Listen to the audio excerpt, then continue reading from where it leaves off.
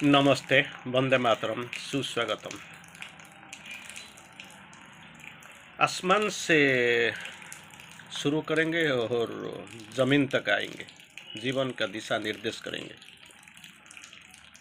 वही आलोचना का विषय वस्तु वही है, बादलों और अच्छे मौसम। बादलों और अच्छे मौसम, क्लाउड एंड गुड वेदर। जैसे अगर मौसम अच्छे होते तो आसमान में बादल अभी कभी नहीं देखेंगे आप। मौसम अच्छा नहीं का मतलब है क्या?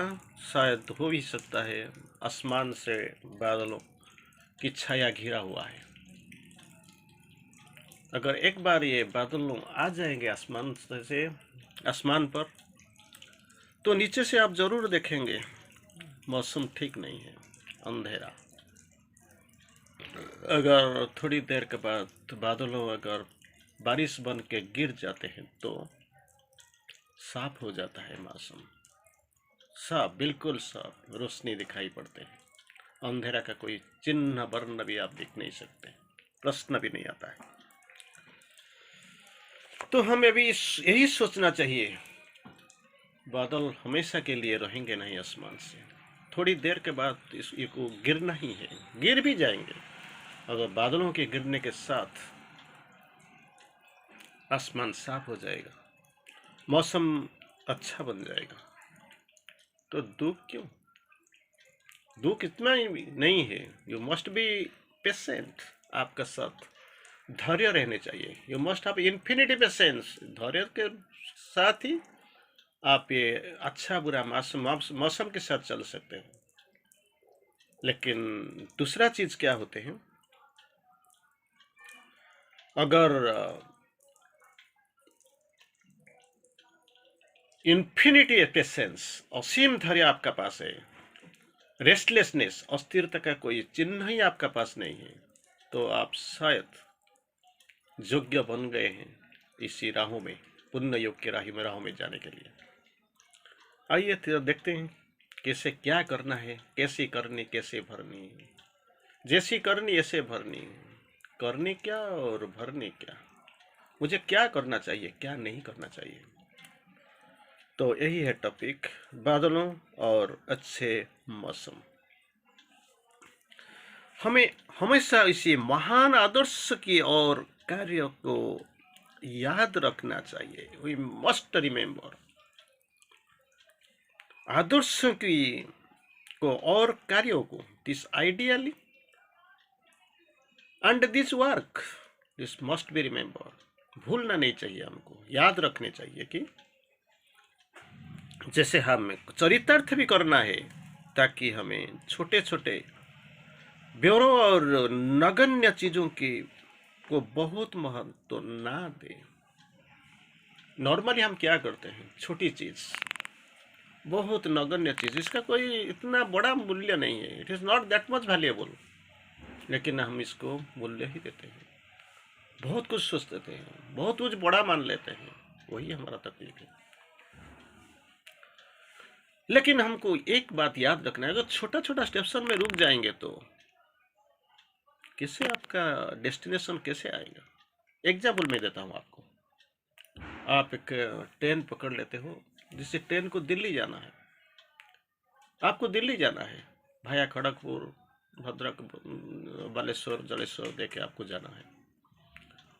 लेकिन आप क्या करते हैं, दिल्ली को छोड़ के आपका जो ट्रेन में जो जिसको पकड़ लेते हो, वो एक पैसेंजर ट्रेन, लोकल ट्रेन है, वो हर वक्त हर स्टॉपेज पे रुकता रुकता जाता है, रुकते रुकते जाता है। कहीं दिन लगेगा मालूम नहीं, लेकिन फिर भी अगर मान लीजिए ये ट्रेन अगर जाता है तो मे भी ये पिलग्रिम ट्रेन होगा, तो कम से कम एक दिन पहुंच जाएगा। लेकिन if you are that much particular, मुझे बहुत जल्दी जाना है, तो फ्लाइट पकड़ लीजिए, चले जाइए। और थोड़ा कम होने से चलेगा, क्योंकि मेरा पॉकेट तो परमिट नहीं करता है, इतना पैसा नहीं है, मैं क्या करूं। तो सुपरफास्ट ट्रेन, शताब्दी एक्सप्रेस, राजधानी है, इसको पकड़ लीजिए। नहीं तो पैसा नहीं है, मैं नहीं जा नहीं पाऊंगा, और मेरे पास कुछ अदर कुछ ऑप्शन भी नहीं है, तो लोकल में जाना पड़ेगा ट्रेन चेंज करते करते। जिस डिस्टेंस को 3 घंटे में जाना चाहिए था, आपको 3 दिन 4 दिन ऐसे ही लग सकता है। पेशेंस ये भी होता है।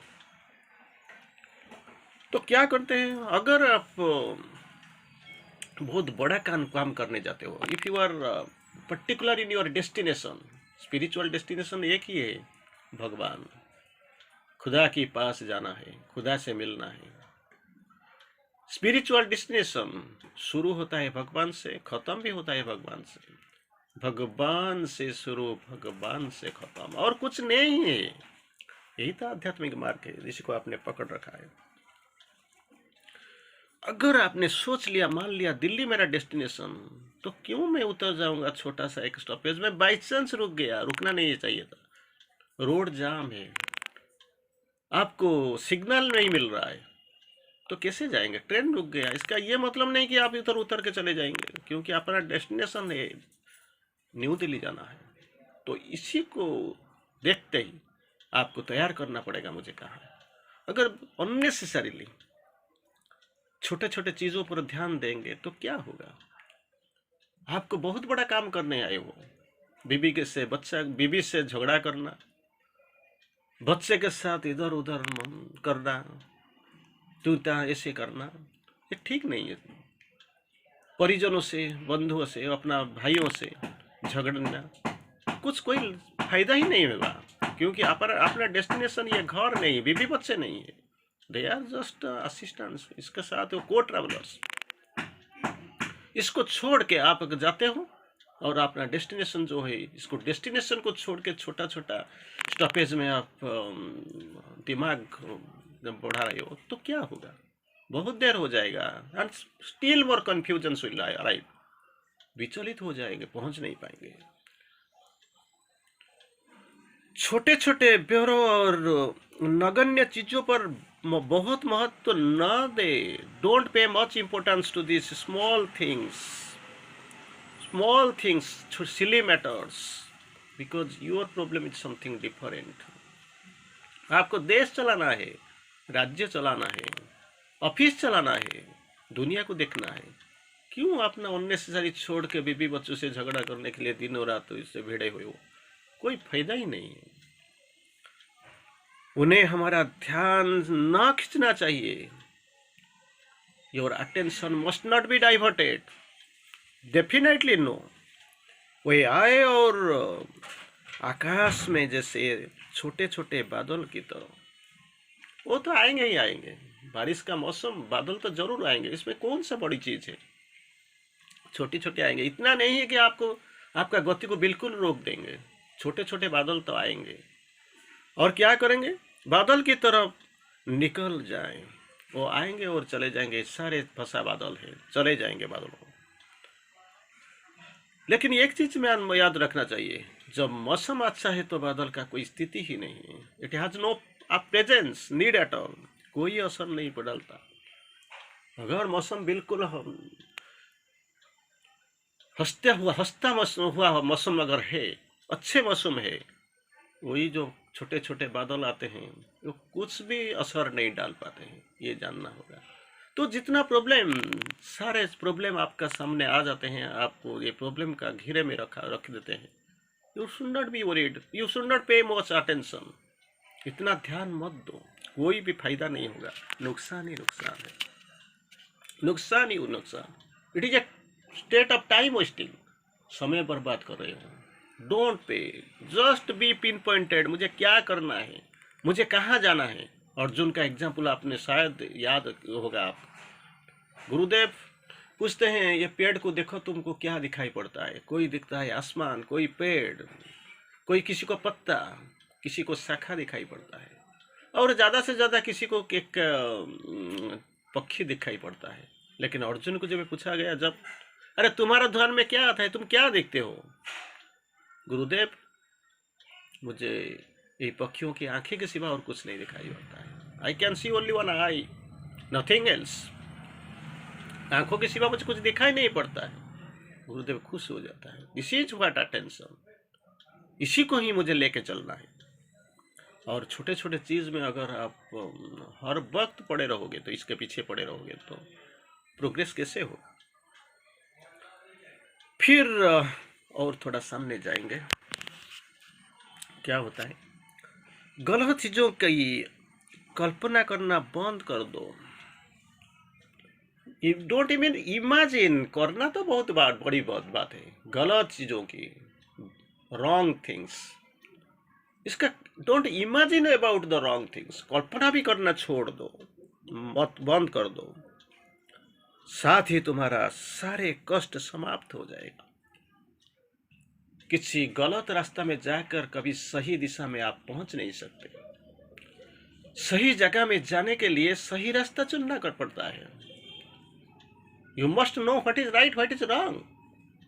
पहले तो आपको समझ लेना चाहिए मेरा डेस्टिनेशन कहाँ है, मैं जाना चाहता हूं तो कहाँ जाना चाहता हूं, व्हाट इज माई फेट। कुछ तो बोलते हैं, श्री अरविंदो जी लिखते हैं, thy goal the road thou choosest are thy fate.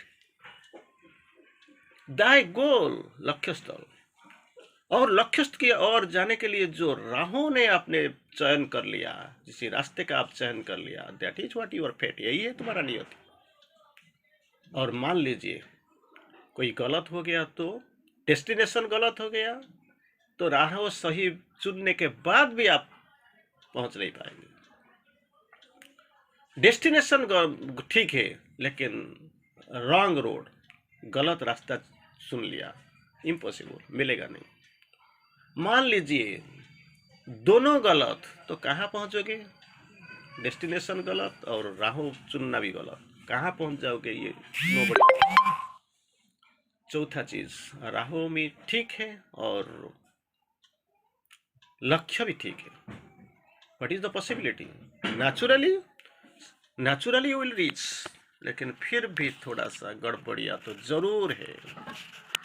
मंजिलें अपनी जगह, रास्ता अपनी जगह, अगर कदम साथ न दे तो मुसाफिर क्या करे।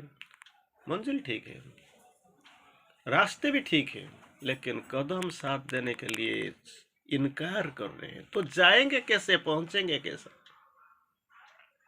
तो इसी सबक हम सोचते हैं कि दिव्य कृपा ही केवलम, मात्र कृपा ही केवलम। जाओ, इफ समथिंग रॉन्ग हैपन्स, अगर कुछ गड़बड़िया दिखाई पड़ता है तो बैठ जाओ, आराम से माँ जी को बुलाओ। अगर कृपा एक बार आपके पास आ गया, nothing can stop you reaching your destination. यही लक्ष्य स्थल में पहुंचने से कोई आपको अटका नहीं सकता, नोबडी कैन बार यू। आप जरूर जाएंगे, जाएंगे तो जरूर जाएंगे।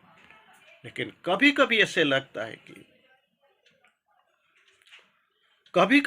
लगता है कि dark adventurer seem to win, जिसी को आपने आशा भी नहीं किया था, इसके तो सपक्ष में विजय हो जाता है, विजय चला जाता है, वो जीत जाता है। लेकिन कभी this is the rare case. तो मुझे करना क्या चाहिए, हमेशा सावधान और जागृत रहना चाहिए। You have to be very much conscious, very much awakened, हमेशा फॉरएवर, हमेशा सावधान और जागृत रहना चाहिए, तब तुम सुरक्षित रहोगे। You will be saved, your safety with in your hand, अपना हाथ जगन्नाथ। क्या करना है, सावधान और जागृत रहना चाहिए। अगर दोनों आपका पास है तो सुरक्षा तो आपका पास ही होगा। धन्यवाद, वंदे मातरम।